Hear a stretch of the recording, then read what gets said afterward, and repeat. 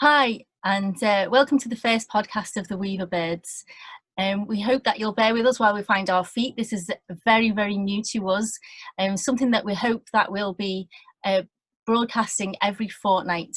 And you'll come along and give us your input, your suggestions, and show us the things that you're making as well. We found that there's an awful lot of really, really good knitting podcasts in the UK that we follow and we really enjoy, but there's not a lot of sort of mixed media with crafts in this country, and so we thought that we'd like to talk about what we do in terms of spinning and weaving, knitting, crochet, dyeing, all of those fibre arts. So my name's Cathy. I'm the owner of Yarn-Lazykate Textiles. I've been spinning and weaving and dyeing for longer than we need to discuss on here, and it's just a great love of mine. And so to find our people out there would be really, really wonderful. Leave it to Heather to introduce herself. I'm Heather, and I spin, weave and knit, and occasionally I dip into dyeing, but I'm not very good at it at the moment. And yeah, I'm mainly a hobbyist. I started off crocheting, and now I guess my main passion is knitting and weaving. But I've been weaving since about 2013, so it's been a while now. Yeah. So Heather's made some very complicated things with your weaving, haven't you? Quite an experienced weaver, whereas I mainly concentrate on rigid heddle, but I'm using this time to really sort of hone my skills. We both have just purchased an Lua Erica 4-shaft loom, so we'll be learning that together, and maybe if you have a 4-shaft loom, you'll be able to give us some hints and tips. And everything that we're going to talk about is going to be in a description below, which Heather is going to take control of, and so please leave your feedback there. We're hoping to be coming back every fortnight. That's the plan, depending on I mean, we'll be able to produce tons of things while we're in lockdown. Yeah. It's all I'm doing. So what have you been doing, Heather? So I've been my main goal has been firstly to weave and get back into weaving, because I've just spent the last year finishing my PhD and not crafting whatsoever, which has been awful. So so I've got this 4-shaft, and so trying to get back into weaving and just build up my skills again, because obviously I feel like my ability to weave has decreased quite a lot. And then I'm trying to finish off all of the knitting projects that I had on the needles, which turns out was quite a lot. Yeah, and it's amazing how quickly you forget with weaving, isn't it? It comes back quickly, but when you're faced with the enormity of learning all those things, again, it can be quite just warping nicely and getting a nice even tension on the warp and everything, and not getting incredibly bored of threading, which is why I still haven't finished threading this current project that I've got. But I will get to it. I found that Jane Stafford, her online guild, I just find it really, really helpful and it's very straightforward, isn't it? Yeah, it's a really good I think it's brilliant, and when I bought it, I was like, oh, I'm pretty good at weaving. I know lots of things, and then I was watching it. I was like, oh, that's really handy to know. I just felt like it was actually. I don't know a lot. I don't think I know much at all, really. Well, don't they say that was the apprenticeship for weaving was 8 years? 8 years. Wow. So it's one of those things where, and that's the beauty of it, isn't it? That you can dip in and make it as complicated as simple as you like. Really. Yeah, one of my next projects is I'll just show you now. Okay. It's going to be, I bought a tea towel set from Jane Stafford over Christmas. I treated myself, and so this is the Boucle yarn that I bought, and then I bought an extra colour because I love yellow. Yeah. But let me just find my notes. It's I think it's just the Boucle tea towel set in Granny Pam's colourway. So it's just really bright and colourful. But then I really like bright and colourful. And it's just going to be a plain weave tea towel. And she gives you all the instructions there. Yeah, she's got a really nice pamphlet with the instructions on. And I'm just really looking forward to just weaving it. And I've never made tea towels. And I really want to make tea towels. Tea towels kind of frighten me a bit, really, because of what I do to my own tea towels, in terms of, you know, cleaning up wine, setting fire to them, all things like that. So I think you've got to be, if you make them for somebody else, you've got to be sure that they're going to appreciate the work that's gone into it. Yeah. But also, I feel at the same time is like with weaving, you can make so much stuff because you want to learn all the different techniques and use different drafts. That I think I was thinking about it recently, like my weaving project, which I'll show you, which I've just finished. I don't know what to do with it because it's not long enough for a scarf, and so I'm trying to think of something that I can do with the woven cloth. And I was thinking, if I want to test things out, tea towels is brilliant because you know I can say, oh, this is how I did it, and I can always save one and put one to the side as like, this is, you know, an example, my sample, and then just ruin the other ones and actually and it's a short project, isn't it? And I think that shall I just close this? I've got a glare in my glasses. I think that as well you can do tea towels. Obviously you can do them on a 4-shaft loom, but I've done some on a rigid heddle, and I got this is kind of like riffing a little bit on the gist yarn tea towel. Say it needs an iron, but it's washed, it's all washed, but needs to be ironed. And that was that is a I think it's a 2/8 cotton.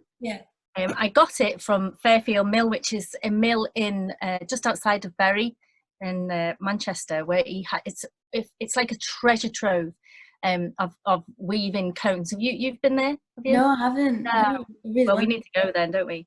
And anyway, he has tons and tons of ends of cones and things like that. Some from like Jamieson's of Shetland, and all kinds of tweed, Harris tweed. So this, it didn't have a lot of undyed. So I got this, which is the white cotton, and then I got the blue, which was, I don't even know what that is. It's a very, very fine blue cotton. So I doubled that up. So I just used I don't know which heddle did I use. I think I used 15. 15 dents per inch heddle on the rigid heddle, and then it's just plain. I love them. I haven't seen them like off the loom. Yeah, well, I really am pleased with them, and I've made them for a friend for a wedding present, and they're different sizes and everything, because I didn't see that one's much smaller, just with the little three bands. I didn't measure everything, and I got to the point where, well, it doesn't really matter, does it? I mean, if somebody appreciates something handmade, it doesn't matter. But I've now got a material tape measure that I pin on, and that's the things that I'm making now are more or less the same size. So I've really, really enjoyed it. And I said I would never make tea towels because I was like, well, what's the point? But in terms of satisfaction and a small project, it's just been lovely. They're brilliant. I want to do some so the weave along that you were just talking about prior to us filming it, by Gist Yarns. I followed the weave along. I can't say, what's it called again? Ariana Funk, is it her? Yeah, but I can't remember the actual name of the tea towels they were doing. Began with a H, I feel. Oh, well, because she's like, is she Danish or Swedish or something? It's a foreign word. Yeah, but I've been following it on, you know, the hashtag on Instagram, and this coming out with really beautiful tea towels. So I really want to do it. But with our Erica looms, we only have 200 heddles, and I think you need over 400. Really? Yeah. So I think I'm gonna look into buying extra heddles. Okay. And then I don't have any cotton. Oh, really? Yeah, I've only woven with cotton once. So I'm gonna have to order some in because I can't go anywhere during the lockdown. So, but I think I really want to do them, and I want to do like a coastal kind of seaside kind of color theme of like, Oh. you know, sandy colors and then turquoise or light blue. I think that'd be really I didn't even think about getting, when you said I'm going to have to order, I thought you were going to say I'm going to have to order a larger loom. I'm going to have to order, it never occurred to me to order extra heddles. Yeah. Yeah, I thought it was going to come with 400 heddles, All right, okay. but it only came with 200. So, I mean, we can't really, it would be very narrow if we just tried to do it with the 200. It would be half the width of what it's supposed to be. I think the loom is wide enough, but we might end up doing, if we did it like a shorter, slightly shorter width, but I'd have to check. Because I think these looms are 50 centimeters, aren't they? Yes, yeah. So is this something that the gist weave along, is that something that you can go in afterwards? Or is it like you have to weave along at the time? I'd assume that they'll let people just join in. I don't know whether they're doing a giveaway or something. I haven't looked at it in that much depth, but I'm definitely going to do it. So I signed up and downloaded the PDF of the pattern, and so even if I do it at a later date, I'm definitely going to weave it and then put it on Instagram with the hashtag. But all right, okay. Yeah. Well, I might join you. I really like her stuff. I really like the and I like her sort of, she's very Ariana Funk, that is, which is the best name ever.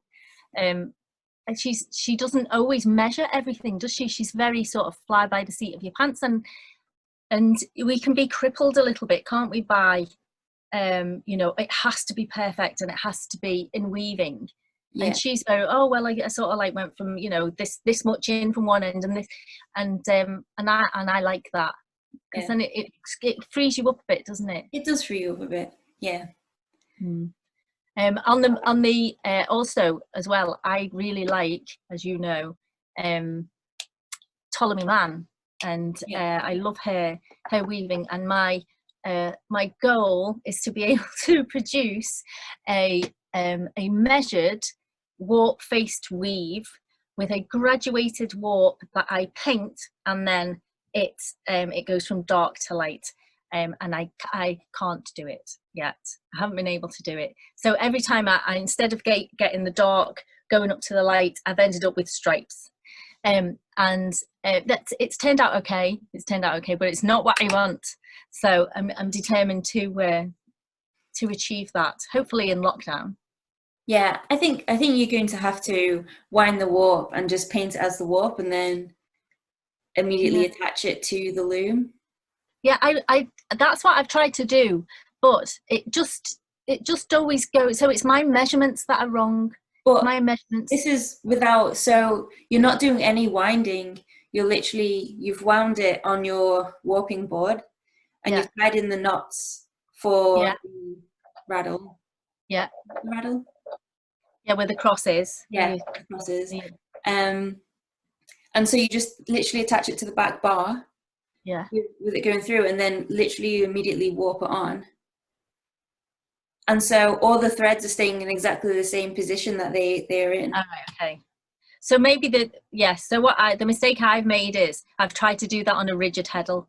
Yeah. So so that's moved everything along. Yes. All right, okay. Well, I shall try again. Yeah, you'll definitely be able to do it on the Erica. So this is what I bought. I bought a hand painted warp from Hilltop Cloud. And it was in silk, so I think it was 2/20 silk, and it goes from like a deep purple right the way through to like fuchsia, and then sandy, kind of the natural colour of the silk, and then to turquoise, and that's what I've just warped on. But I snapped a warp thread when I was winding it on, so and I was just sitting like a little oh well, and tied it on, so I haven't fixed it at all. So I'm gonna come across this big knot and might cause me problems later on, but but the problem is I think I'm not going to get much of the turquoise after I've tied it on and everything. But it's quite narrow. She recommends doing it at 15 ends per inch, but I think that's going to be very open. So Right. I'm doing it at 20 ends per inch, and I'm doing a hook lace pattern. I just need to thread it through the reed, and then I'm So ready. if you were going to do your own hand dyed warp, then that bit, how long is the turquoise bit that is, instead of being turquoise, is going to be loom waist, isn't it? How long is that? So she's got, I think it's about 30 centimeters of the turquoise color. So, Right. and by the time I tie on and stuff, I'm probably losing about 20. Right. Or, you know, just trying to make it even before I hem stitch it. So I will have turquoise, but it's only going to be a short amount. And turquoise is one of my favorite colors, so I like more of it. What a shame. But I reckon you need at least maybe 60 centimeters. Right. Okay. If you want a nice solid block of the first color. Well, that's for people who are dyeing their own. That's really worth knowing, isn't it? Yeah. So yeah, I'm very excited to get going with that. I just need to get past the apathy of threading it. Just not my favorite bit. But I will love weaving it. I really love this loom. I'm so glad I bought it. Yeah, it's lovely, a lovely little one to use, isn't it? So easy.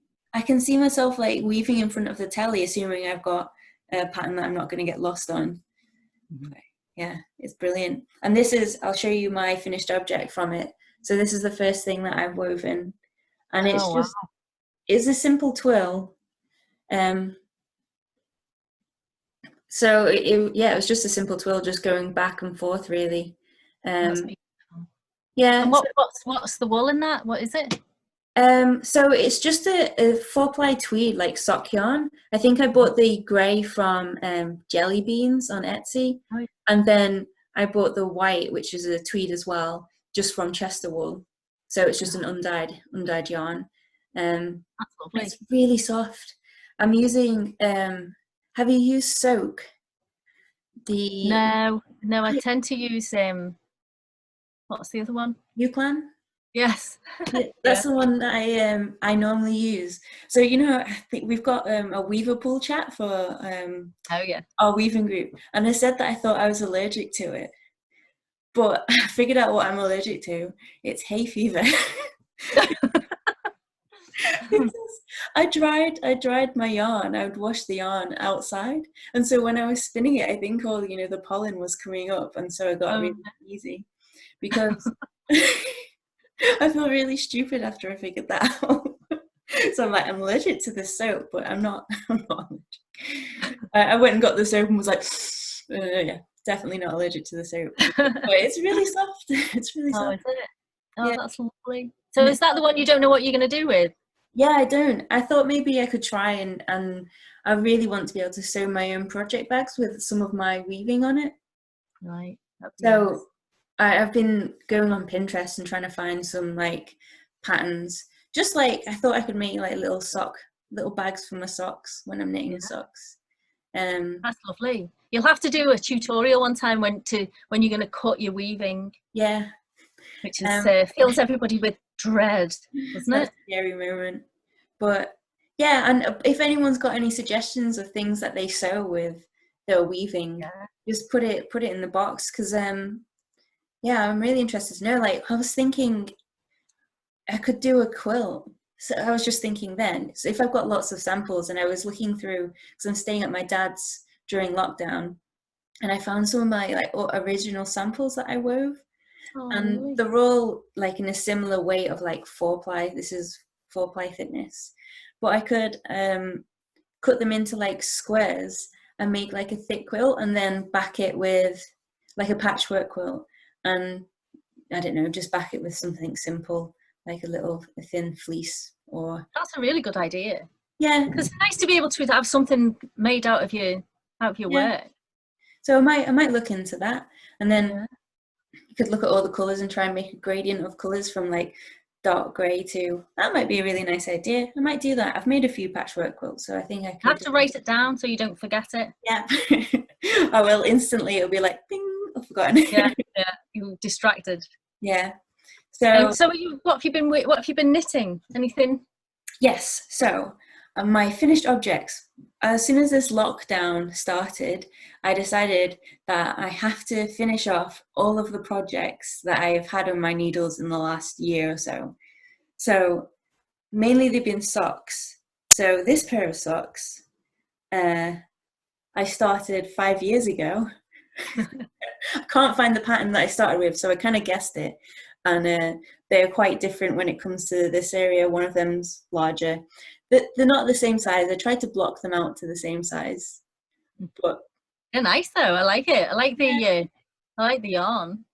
yeah, I bought them from Unbelievable at Okay. Liverpool, Wales. Oh, really?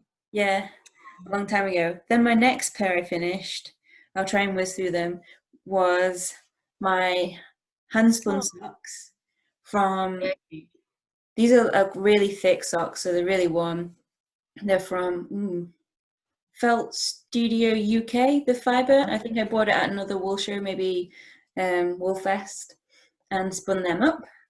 So these are little ankle ones because I don't have enough yarn, and it's always a yarn chicken. So every time I have a skein, I haven't measured how much yarn I have. I just start it and was like, I love those little socks like that are always lovely. Yeah. And then with these were the last pair, but this is from your fibre that you dyed, and I literally ran out of yarn. Right. So on this sock, you can see the cuff changes colour because I used leftovers from this sock. So I split the skein into two. Oh, right. Of approximately the same length, and then I knit up and knit to the end, but I left some and I had some left over, so I had to use it for this, and the cuff is actually a different size because I ran out. They're lovely though, aren't they? They look really nice. Yeah, and they're so soft. I think they're BFL. Oh, yeah, they will be if it's mine. Yeah, they're really squishy. Yeah, they're really nice. So and 3 pairs of socks? Wait, 4. Oh, 4. This is just a Debbie Bliss Donegal tweed. And again, I found a half knitted sock, no idea what pattern it was. And so I used the Getting Started Knitting Socks or something by Anne Budd book. Oh, right, okay. And so I just found a pattern in her book which had the same number of stitches that I had cast on here. And then I just followed it and then knit the rest of the first sock and then finished the second sock. And these ones fit really well, actually. They're lovely. I like that colour. Yeah, I really like this colour. It's yellow, isn't it? Well, that's my sock, which I'm like halfway through. So it's a really lovely colour. Is that the same colour that is in this scarf? Yeah, in the scarf. Love it. It's for a friend of mine who's had coronavirus and is recovered, but it's been very poorly. And so I said I would knit some socks. But I said I would knit his socks about 4 years ago, and they never appeared. So there we go. I'm just this is a toe-up sock, and it is from a craftsy class, Bluprint now, obviously, which was let's have a look, Sarah B. Anderson toe-ups first socks. And so and I'm very good at doing the tube bit, but it's an afterthought heel. And so I'm not very good at the afterthought heel. So I have a lot of tubes of socks, but not many, all waiting for heels. So maybe that's something that I need to do. Yeah, I've never done an afterthought heel. So you'll have to let me know how it goes. Yeah, well, I've done them. I think I've only done one, and the rest of them are all socks that are just tubes waiting for heels. So I really do need to... I really need to get sorted, but I've really enjoyed it, and it's nice just been mindless, because my other thing, which has not been mindless, which has driven me absolutely potty, is this thing, which is it's not the pattern's fault. It's called Shale, and it's by handmade by Felicity, and I think this pattern is free now because she was in business as a hand dyer for a long time, and she closed her business, so it's on Ravelry. It's a free pattern, so it's a length of lace there, and it's my first sort of lace knitting that I've done. So the first half wasn't too bad, but the end, when I had to do it again, I did it and undid it and did it and just kept doing it wrong and wrong and wrong. So I got to the point where last night I came, and it was supposed to be 28 stitches, and I was almost finished, and then I did it and I counted again and it was 29, and I thought, stuff it, I'm just gonna, so this side is longer than that side, but I don't care, and there's no one's ever gonna go, excuse me, can I just measure? No, there is quite a bit of a difference, but I'd had enough. So it's if you wanted to have a go at lace knitting and you haven't done it before, it's a really lovely pattern to do. I really recommend it. It's my knitting that is lacking, and also something I wouldn't do again is a stripe like this. Really? So if I was going to do a stripe, unless it was like some kind of rugby shirt or something, I would do one dominant stripe and one thinner stripe. I love the colours that you've used. I just love it. Every time you've brought it along to Weaverpool, I think it's stunning. Yeah. The middle bit, I absolutely loved it because it's just stocking stitch, and so I've on the whole I've really enjoyed it. It's just the end; it just seemed to drag out. But yeah, I mean, you do learn something, and some people like some things that other people don't, and it's lovely to hear that you like it. Yeah. Nice. But yeah, so it's finished and it's huge. Look at that thing. Gorgeous. So, it'll be really warm as well, won't it? It will, and if not, it can be some kind of blanket. Now back outside at some point, you'll be able to wear it. Yes, yeah, I will. So that's all my stuff. The other thing that I had, which is the weaving is still on the rigid heddle, so hopefully I'll have that ready. That's me ahead for next time. This is my current project on the needles. What is that? It's a jumper. It looks really narrow here, but it's got a very stretchy pattern, so I'm hoping it's going to stretch out. So this jumper it's a really lovely simple jumper by Gregoria Fibres. It's called the Velvety sweater. And I'm knitting it in, it's DK, but on like 6mm needles, so it's really light and airy. And the yarn I've used is Drops Sky, and it's so soft and it's so fluffy. It looks lovely. Yeah. It's a nice colour, that as well. It is, yeah. It's like yellow, but, I don't know, reined in a bit. Yeah. It's called Hazelnut, and I was like, it's kind of like quite rusty kind of coloured. And I really liked it. I cast it on in September last year. Obviously, I didn't get anywhere near it. So this is my next, I have to finish this. And so I'm just ready to split for the armpits now. Very nice. Yeah. That's lovely. I've knit it a bit longer than the pattern said, because I just like things a bit longer. Yeah. But so yeah, I'm hoping this is going to go along quite fast. But we'll see. So what have you got? So in the next fortnight, what have you got planned that you're going to achieve? I am going to make progress on this jumper. I would like to say I could finish it in a fortnight, but I'm not a fast knitter. Okay. I can't knit for long periods of time. And I would like to have finished the gradient warp that I've just put on the loom. Right. I think that would be great. And we haven't talked about spinning. Oh, of course. Sorry, forgot. Yeah, and I would like to force myself not to finish this, but have you heard of spin 15 a day? No. Just I don't know much about it. I just seen a lot of people use it as a hashtag, but it's kind of like a goal where you just spin for 15 minutes a day. It's to help you progress along. And so what I'm trying to do every day during lockdown to keep myself sane is at least knit for like 15 minutes a day minimum, spin for 15 minutes a day minimum, and then weave. And obviously I can lengthen these time if I'm enjoying myself, but it's so my day's mixed up, and give myself some structure in these very peculiar times. That's a really good idea. Yeah, I'll put a picture in when I edit this of what I'm spinning currently, but it's a gradient again from Hilltop Cloud. It's caught on the plug. But it goes from, I guess you can start to see what my favourite kind of colours are. It's hard to see through the bag, but it goes from like a rusty colour, like through to kind of yellowy green, and then through to turquoise. Very nice. That's and lovely. I originally started spinning it with the aim to knit a jumper. So I'm trying to spin 4-ply, but I think there is little chance that I'll succeed. I think it's going to be more like a DK, and then I'm just going to knit socks out of it. Well, this was my plan, a simple thing, because we've, as you know, we've moved in the past, well, I was going to say we just moved, but it was February. So that's why I'm in here in my bedroom. We live on a boat. And so when I cleared out from the house, I found so many different gauges of hand spun yarn. So my plan now is to spin everything 4-ply.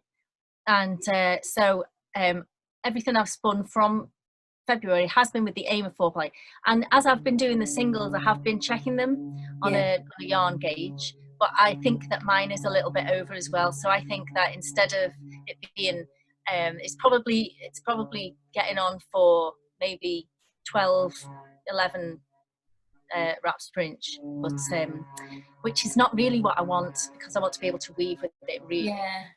Have you are you doing it a 2-ply? Yeah. I am always just going to M-plying, because I don't. One thing that really upsets me, and I know this is really stupid, is when you spin from 2 bobbins, you always have left over on 1 bobbin. Yeah. I do.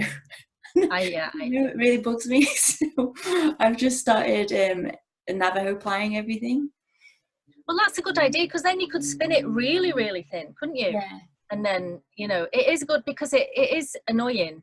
And you always end up with bits, and it's not nice to have stuff. If you've dyed it, or if it's expensive fibre, if it's got silk in it, the last thing you want is little bits left on your bobbin. Yeah, but this is what I went through my yarn stash earlier that I have spun earlier in the year, and like nearly all of it is an Aran weight 3-ply. So this is why I've got these little shorty socks, because I pretty much always have enough yarn just to do these little short socks, which I've modified the toasty pattern, which I can't remember who it's by, the toasty sock pattern, so I'll put a link in the description of who it is. But yeah, so that's the only thing I could think of, because they're all individual skeins of Aran weight yarn, and like I didn't know what to do with them, and so socks. Yeah, socks is great. I'd like to do that. I'd like to spin and knit some socks. So in my next for a fortnight, I'm going to paint and warp up a gradient to go on the Erica loom, and I'm going to finish those socks, finish them, and then I'm going to spin some fibre. I think 4-ply. I'm going to still try to get 4-ply. I think, yeah. So now I've said it here, it has to happen. Yeah, it does. Everyone will hold you to account. I know. Yeah. So if we say goodbye then, and so see what. Please be kind with us, everybody. We're brand new, and we'll maybe see you in a fortnight. Isn't it? Don't we say something like ring the bell if you want to subscribe and have subscribe. All right, Heather, so I'll see you in a fortnight. Yeah. All right. See you. Bye.